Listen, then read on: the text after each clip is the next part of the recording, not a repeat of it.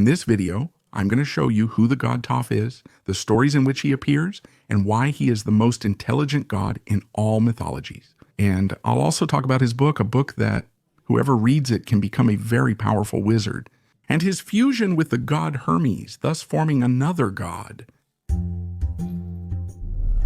If you're new, please subscribe and like.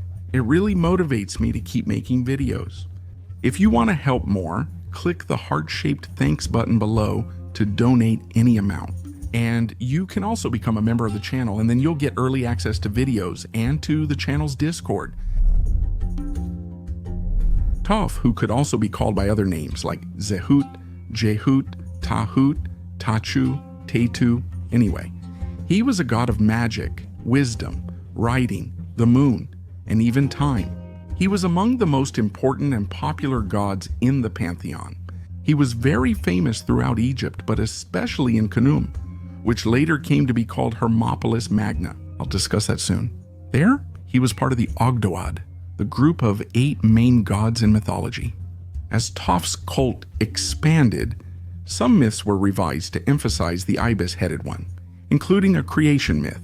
For those who don't know, there are several stories about the origin of the world in Egyptian mythology, since each city and pharaoh had their favorite god. The most common version says Ra emerged from a lotus and created everything. However, in the version rewritten for Thoth, the god in his ibis form laid an egg from which Ra emerged. Either Kepler, Adam, and others. Some stories even claim Thoth created himself by speaking. This is interesting as it parallels the Bible verse John 1, "In the beginning was the Word, and the Word was with God, and the Word was God." He was in the beginning with God. A song by Thoth would also have created the 8 deities that are originally part of the Ogdoad, right? These are Nun, Re, Kuki, Amun, Nunet, Halhet, Quaket, and Amunet. There's this version of Thoth's origin where she's ridiculously strong, right? Although I actually think that's not even the strongest version of Thoth. But anyway, there's another story that says he was born from a seed of Horus, which was on Set's forehead. When he was born, he would unite the god of good and the god of chaos, becoming a god of balance. And that's why he would have connections with Ma'at, which is divine balance, and also with the goddess Ma'at, who personifies that. This goddess even appears as one of Thoth's wives. Another of his wives would be the goddess Nemetawi, whose name means she who embraces the needy.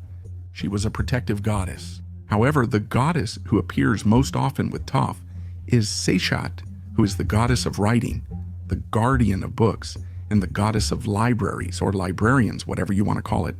She can be either his wife or his daughter, in his form as An, and in this case, An would be Thoth's baboon form. He was present at the judgment of the dead by Osiris in the Hall of Truth. And those souls who were too afraid and couldn't pass the judgment safely had to ask Thoth for help. Thoth worship likely started in pre-dynastic Lower Egypt and continued through the Ptolemaic period. The last dynastic era in Egypt marked Thoth's veneration as one of the longest among Egyptian gods, or of any deity from any civilization. His name was often used by kings, such as Tutmosis, who was born of Thoth, and it was also used by scribes and priests. He was usually depicted as a god with an ibis head, or as a baboon, sometimes with a lunar disk. He was the patron god of scribes, and scribes were said to spill a drop of ink before starting work each day, honoring Thoth. Did you see that? Thoth had several names, but his actual Egyptian name was Jehut, which translates to the one who is common, ibis. This sacred bird in ancient Egypt was also a popular pet and symbolized wisdom. Thoth's name also appears as Jehut, Tahut, Tehut, Zehut, Teju, and Tetu. And he could also be called Lord of Khnum, which was his main place of worship, but that city ended up changing its name to Hermopolis.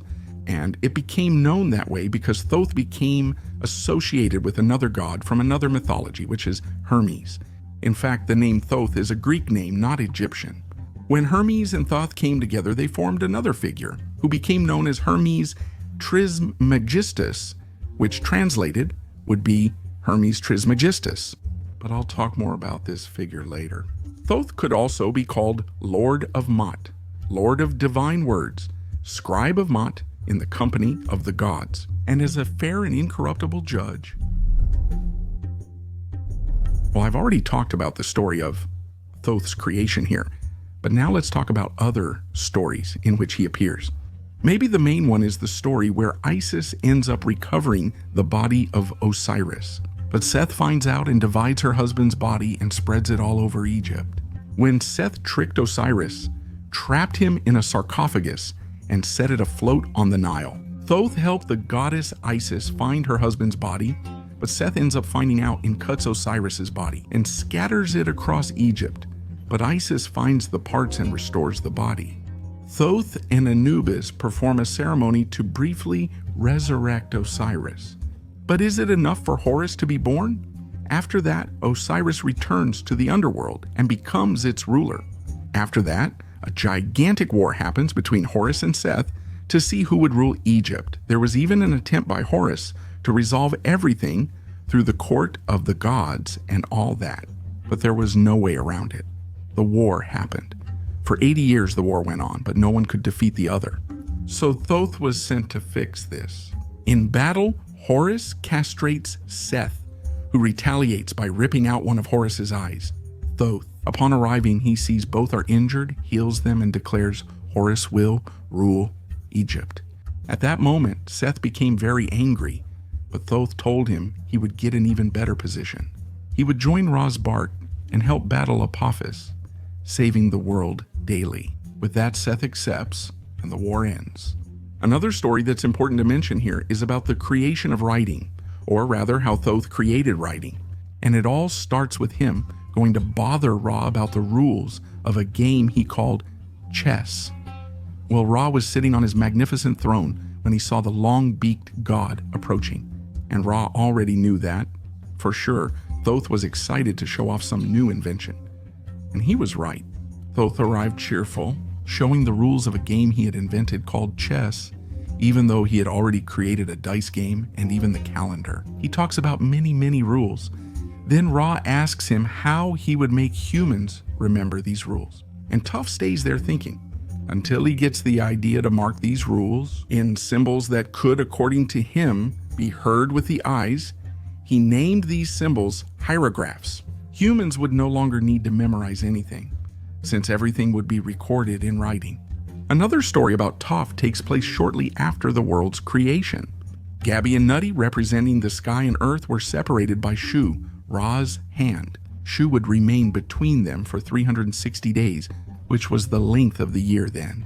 Nutty decides to look for Thoth and then sees the god. Ibis asked what he was creating, and Thoth replied that he was finishing the calendar, which would have 360 days. Then Nutty had an idea. He proposed a dice game, and whoever won would have to grant the other's request. And Thoth accepted.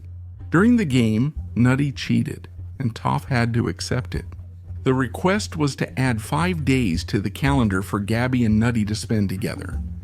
Other versions say that actually Thoth ended up helping Nutty win that game, the moon god who could be Consul or Yahweh.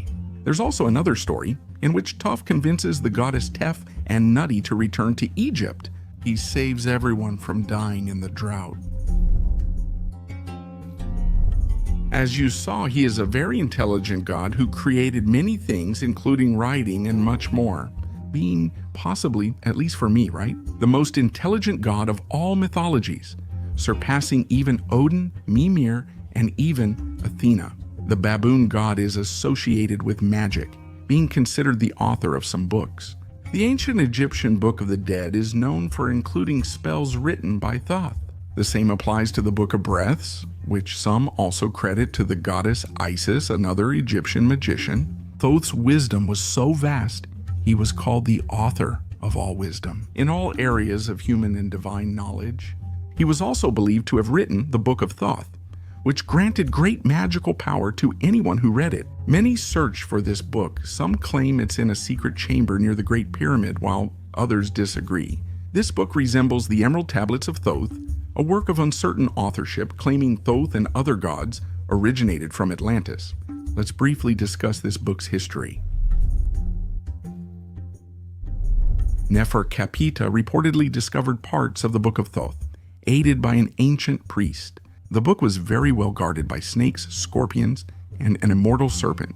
It was at the bottom of the waters, inside several boxes. With the help of a priest of Isis, he took the box and cut the immortal serpent in half. He buried its parts in places far apart from each other, so that it would not come back to life. After getting the book, he read it and learned the language of animals. He understood the sky, earth, abyss, and mountains. In short, the entire world. With the second page, he saw the sun shining in the night sky. Around the sun, he saw great forms of the gods. He ran to his house, wrote everything he saw in the book and on a new papyrus. He soaked the papyrus and drank the water. That way, the book would remain inside him. But Thoth returned and took revenge on Neferkapita and his entire family. They all ended up dying and were buried, along with the book. Cicero, who was a Roman writer, explains that there were actually 5 Hermes, and the 5th went to Egypt when he was fleeing after killing the giant Argos, who was that giant with 100 eyes. In Egypt, he gave laws in writing to the Egyptians, taking the name Thoth-E. This is how Hermes Trismegistus, or Hermes the Thrice Great, emerged. This Hermes was supposedly a great sage, and if he really existed as a human being, it would have been around 5,000 to 2,000 years before Christ. Some say he may have lived during Moses' time, but what is known about him is, he is said to have tried to explain how the universe worked through 7 laws written in 2 of his works, which are the Corpus Hermeticum and the Emerald Tablet. The myth says Hermes wrote the laws concisely on an emerald tablet with a diamond tip, and is also credited as the author of alchemy. Well guys, that was the video. I hope you enjoyed it. Don't forget to rate the video by leaving a like or dislike. Subscribe to the channel and leave a comment with a topic for the next video. Thanks.